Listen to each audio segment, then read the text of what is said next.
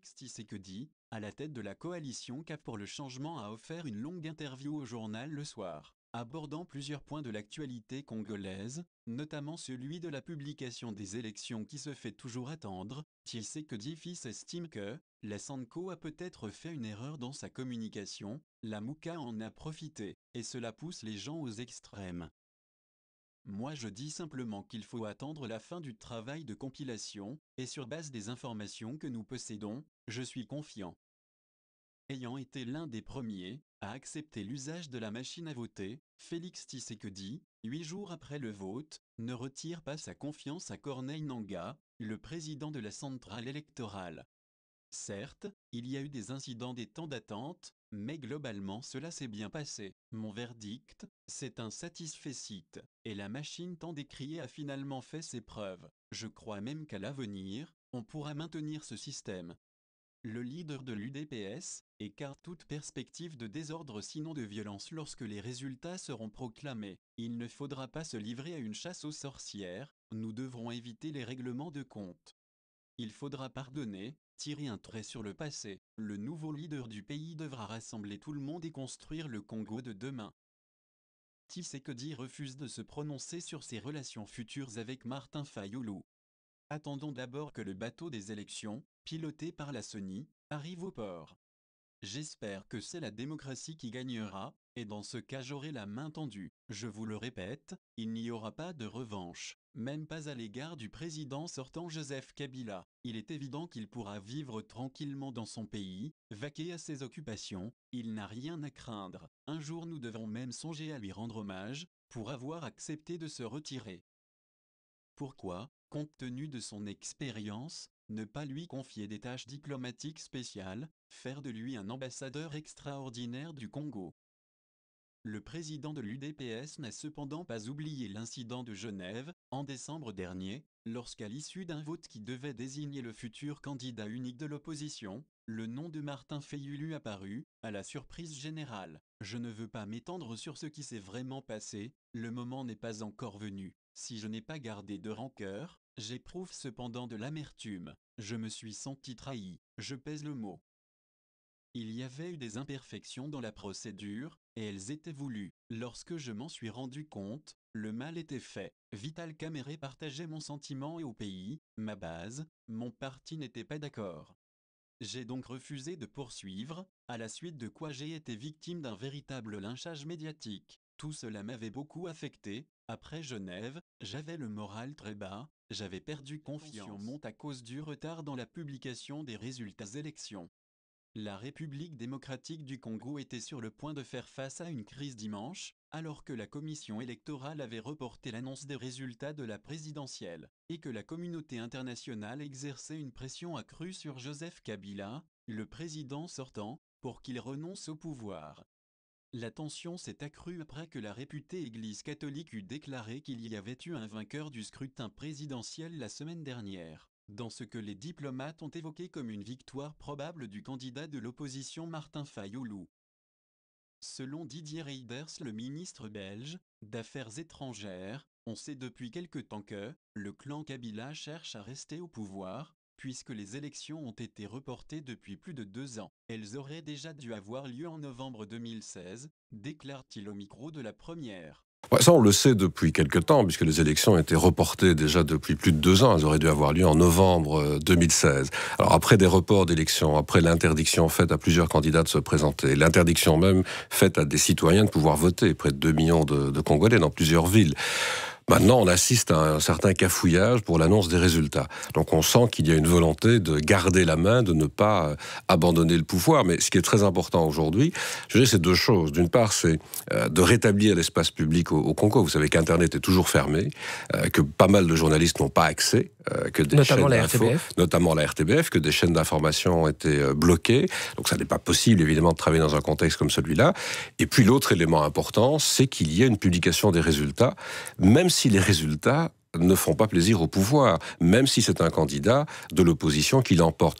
Parce que la démocratie, c'est pas seulement organiser des élections, il a déjà fallu beaucoup le demander pour qu'elles aient lieu, c'est aussi évidemment annoncer des résultats corrects par rapport aux choix exprimés par les Congolaises et les Congolais, et puis c'est en tenir compte dans la passation du pouvoir. J'ai beaucoup d'inquiétudes, en tout cas, on n'a pas d'éléments très concrets, puisque comme vous le savez, les relations sont très difficiles avec Kinshasa depuis pas mal de temps, nous avons toujours maintenu une ligne politique très claire. Mais ça veut dire en tout cas que nous n'avons pas pu organiser d'observation internationale réelle, donc ni l'Union européenne, ni les États-Unis, ni les Nations unies.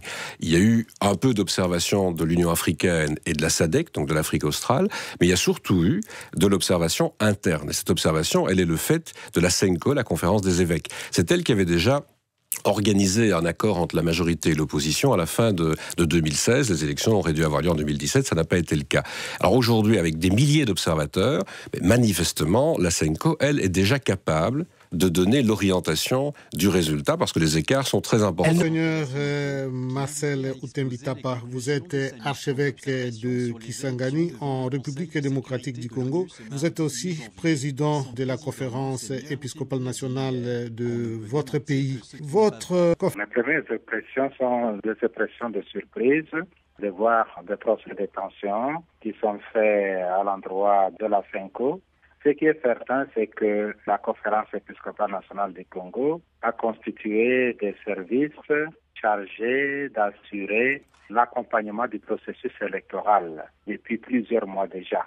Mais pour les cas d'espèce, de prendre part à l'observation électorale par rapport à ce grand rendez-vous auquel le peuple congolais vient de participer le 30 décembre dernier. Alors, la CENCO a participé à l'observation électorale avec un nombre important d'observateurs. 40 000 observateurs à court terme, plus de 1 000 observateurs à long terme. Alors, c'est tout à fait normal que les gens puissent se tourner vers nous pour savoir quel est le niveau de notre travail, quels sont les résultats qui en résultent. Je dois donner des précisions à ce sujet. Notre rapport préliminaire d'observation électorale a donné des informations générales et impersonnelles sur le déroulement des scrutins. Et nous n'avons cité personne et nous n'avons évoqué aucun chiffre à faveur de tel candidat ou de tel autre. Donc, les informations générales relèvent de l'obligation de redevabilité que nous devons vis-à-vis de ceux qui attendent de nous des informations fiables, dans la mesure où nous sommes présents au niveau de l'observation électorale. Nous désapprouvons ces comportements, ces propos discoutois, ces propos excessifs adressés à l'endroit de la conférence épiscopale nationale du Congo. Et pour faire bref, pour placer chaque chose à sa place, il est important que l'on puisse être au service de la vérité, se rendre compte de ce qui se passe effectivement sur le territoire national, particulièrement comment les élections se sont déroulées et quels sont les échos qui sont sortis de ces scrutins. Et il faut le dire, il faut le préciser que à la fin des élections, les bureaux de vote ont été commués en bureaux de dépouillement. Et les bulletins ont été dépouillés devant des observateurs et devant des témoins. Et les résultats de dépouillement des bulletins de vote ont été affichés devant chaque bureau de vote de dépouillement. Et sur base de ces éléments, n'importe qui pouvait savoir comment les élections se sont déroulées dans chaque bureau de vote et dans chaque centre électoral. La CENCO a puisé les éléments à partir de cette source et objectivement, si on balance les choses, on ne pourrait pas qualifier la CENCO de tous ces mots dégradants que nous désapprouvons. Ça, c'est leur approche. Une chose, c'est de déployer un nombre suffisant, un nombre raisonnable. Une autre chose, c'est de prendre en compte la méthode du travail. Nous avons une méthode de travail qui nous permet de mettre une appréciation objective. Et les 40 000 observateurs que la CENCO a présentés ont été déployés dans tous les centres de vote. les centres de vote est composé d'un certain nombre de bureaux de vote. Donc, dans tous les centres qui étaient prévus sur le territoire national, les observateurs de la CENCO ont été présents. Et à ce titre, ils donnent des informations représentatives de tout ce qui s'est passé sur le territoire national avec une grande objectivité. Il faut évidemment chercher le bouc émissaire quelque part. À notre niveau, nous pensons que si soulèvement il y a, ou si soulèvement il y aura, ça sera en fonction des résultats qui sera publié par l'instance compétente qui ne soit pas conforme à la vérité des urnes. En ce qui concerne la vérité des urnes, en vertu de la publication des données au niveau des bureaux de vote, après le dépouillement des votes, n'importe qui peut avoir suffisamment d'éléments pour apprécier comment les choses se sont passées sur le territoire national. Et ceux qui ont eu un système décentralisé, les données des différents bureaux de vote, des instances ou bien des partis politiques ou des plateformes politiques, peuvent avoir une idée de ce que ces élections ont donné. Ils vont comparer leurs données aux résultats que la CENI aura publiés. Et si les données ne sont pas conformes aux résultats de la CENI, bien sûr, ça peut provoquer un soulèvement. Voilà pourquoi, dans nos propos, dans nos prises de position, nous n'avons cessé un seul instant d'inviter la CENI, qui est l'institution compétente pour l'organisation des élections, pour la publication des résultats des élections, d'être cohérente, d'être juste, de ne publier que les résultats des bulletins par comptage manuel, des résultats qui reflètent la justice et la vérité, c'est-à-dire les résultats conformes à la volonté du peuple exprimé dans les urnes. En tout cas, ce que nous donnons, c'est l'information.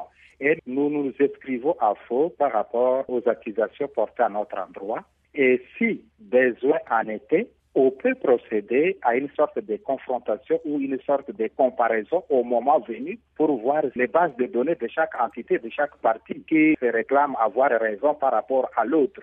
Et pour cela, nous sommes vraiment prêts parce que notre équipe d'observation électorale a fait du très bon travail. Elle a réuni suffisamment d'éléments objectivement vérifiables qui peuvent être des pièces à conviction pour soutenir les affirmations, les déclarations que nous pouvons faire. On apporte des matières quand on a fait une erreur, quand on a fait une faute grave. C'est à ce titre-là qu'on apporte des matières, quand on n'a pas dit la vérité quelque part.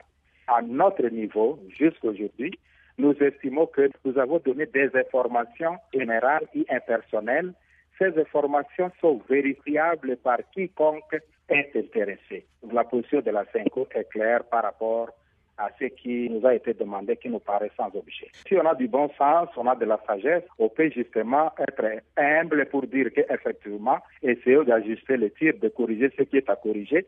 Prenons en considération les recommandations des uns et des autres, de ceux qui sont du ressort interne, les observateurs électoraux nationaux, et en même temps, si par exemple, ces recommandations sont étayées et confirmées par d'autres observateurs externes qui ont été accrédités à dessein pour venir accomplir ce travail, je pense que cela serait tout indiqué, en toute humilité, en toute honnêteté, qu'on puisse prendre en considération ces observations qui sont faites, en fait, dans le souci de tendre vers la justice, dans le souci de tendre vers la vérité que tout le monde attend, étant donné que la vérité seule peut nous rendre libres. C'est la vérité seule qui peut apaiser les esprits des uns et des autres. Nous ne voulons pas interférer à quoi que ce soit. La Commission électorale nationale indépendante a dans ses attributions de proclamer les résultats. Ces résultats peuvent être justement remis en question. Tout comme ces résultats peuvent être confirmés sur base des éléments qu'une autre force, une autre instance, même civile, peut posséder. À notre niveau, je pense qu'au moment opportun, la CENCO sera appelée de peser les tenants et les aboutissants et prendre une position claire. Si c'est quelque chose qui est contraire à la vérité, au regard des rapports de l'observation électorale faite par les services de la CENCO, nous le dirons clairement que ce n'est pas conforme à la vérité des urnes. Si c'est conforme, nous allons aussi dire la vérité, confirmer ce que la CENI aura publié. Nous, les évêques, nous sommes des pasteurs. Les pasteurs, il est pour les justes, il est aussi pour les égarés, il est pour tout le monde. Le souci des évêques, c'est le bien-être du peuple congolais. Ce peuple congolais, son sort est confié entre les mains des dirigeants. Et ce que les évêques demandent des dirigeants, c'est d'assurer une bonne gouvernance, d'assurer ce bien-être, l'amélioration des conditions de vie. Alors, si nous jouons ce rôle dans le sens de la défense des intérêts, des droits des plus faibles et que les plus forts se sentent lésés, il est tout à fait normal qu'ils disent que nous prenons parti pour un groupe parce qu'en politique, il y a des opposants et de ceux qui sont au pouvoir. Les opposants, pour pouvoir accéder au pouvoir, vont chercher aussi les points faibles de ceux qui sont au pouvoir pour les déstabiliser. Et sur ces points, les discours peuvent converger. Et nous, les pasteurs aussi, dans la foulée, nous pouvons aussi clamer haut et fort l'amélioration des conditions des plus petits, des peuples, des populations. Et c'est à ce niveau-là que parfois, ceux qui sont au pouvoir font une sorte d'amalgame en voyant que nous défendons peut-être la même cause et par la société civile et par une tranche des acteurs politiques, je veux dire de l'opposition, que voilà, nous nous rangeons du côté de l'opposition. Ce qui est faux et archi faux. Nous sommes au début de l'année 2019 et en temps de Noël. Noël pour nous, c'est l'arrivée du prince de la paix, Jésus-Christ notre Seigneur. Et Jésus est venu raviver l'espérance du peuple, il a invité le peuple à ne pas baisser les bras. Et fort de cette espérance, nous les évêques, nous invitons le peuple congolais à ne pas baisser les bras, à ne pas se décourager. Tôt ou tard, la situation du peuple congolais va s'améliorer. Que ce peuple ne puisse pas céder à des comportements de violence, de nature à déstabiliser le peu d'acquis dont il dispose. Je souhaite à l'occasion que cette année le Seigneur puisse toucher le cœur des uns et des autres, de chaque citoyen congolais à pouvoir se dépasser, se dépenser pour promouvoir cette paix et pour promouvoir le bien-être du peuple durant cette année 2019 et que le peuple congolais se dise enfin nous pouvons sortir de notre misère et nous pouvons bâtir notre avenir librement et avec les concours des autres partenaires, nos frères et sœurs de la communauté humaine, de la communauté internationale.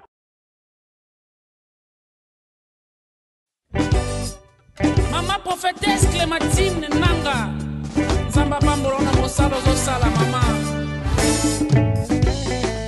Nazota tola azanzambe Yawe yakosale Batime amonaki na komone Yawe yakosale Omotaka te boyana Yesu Yawe yakosale Zamba Elvis alomba azakosale Yawe yakosale Yawe yakosale Mungu wa baraka Okotatola monene na ye Balinga te akosale Biso tozabana na yo